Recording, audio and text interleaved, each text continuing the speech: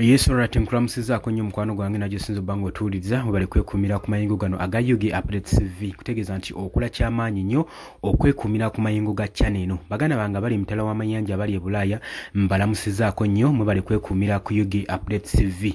Nyongera mu maaso n'okubanga mbasiima omulimu ogw'amaanyi gwe mukola ogwogenda mu maaso n'okubanga mutuninze UG Updates TV abali e Qatar, Oman, Saudi Arabia, abali mu US, abali mu Canada, abali ku mulwane Kenya mu namba tumiddeko nnyo mwe bali kwekumira ku UG Updates TV. Nabagambye namba y'essimu kweri okwo ku channel osobola okuyita ku WhatsApp ayagala oteekako obubaka bonna ojja kubanga osobola bulungi nnyo okuddibwamu. Mwena abali e Bunaayira mwena tubaaniriza namwe mbebazanya bajja mu comment section ne mugamba maaso ne muteekawo endowooza yammwe.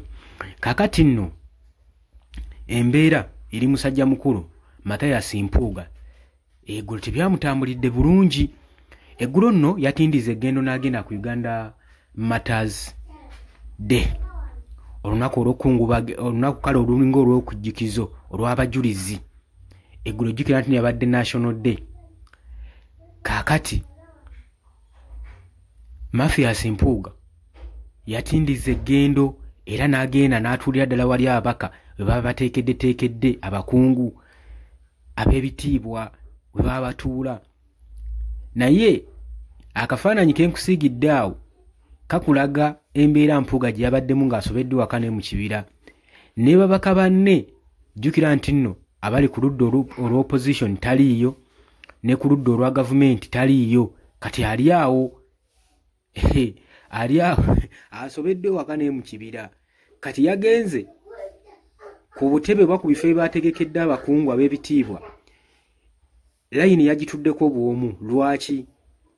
Jjukira nti nno tusemberedde akaseera omwaka ogwa 2026 gwa general elections, akalulu kagenda tutuuka, campaign zigenda tutandika.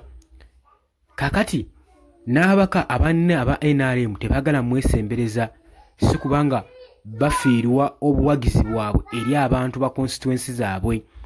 Jjukira nti n'emyaka egiyise emabega Mpuuga ayokyezza nnyo okutandikira ddala ku miliyoni 5 ebyatwalibwa nga ba commissioners. Tujjukira bulungi nnyo service award ezo zibaagala zamufuukira akayinja mu ngatto paka ne kaakati zikyaluluma. Wabula bano tebaagala mwesembereza olw'ensonga nti nno bingi byazaakola, bingi byayokyezza. Kati balowooza nti oyo yenna akwate kuba omusemberera bajja mutwalira mu kiti ekyo. Ate mu kano akaseera aka general elections balina kubeera beegendereza nnyo. Abaka ba parliament mulina beera beegendereza nnyo. Ani gw'otambula naye constituency ye abantu bamwetaaga. Waliwo omuntu okubanga bw'akyayibwa constituency yo just ekyo kitegeerekeka, naye eggwanga lyonna ne liba nga likulinako ekiruyi. Kitegeeza nti nno gwe buli gw'oliraano ogenda kuba omwafekitinga omukosa ate negatively. Kati kyekiri ku Mathias Mpuuga. Tamanyi kiki yayokya, tamanyi political career ye engeri ki gye yagisuulamu. Naye goyinza obutakitegeera naye gyagenda okifuna bulungi nnyo.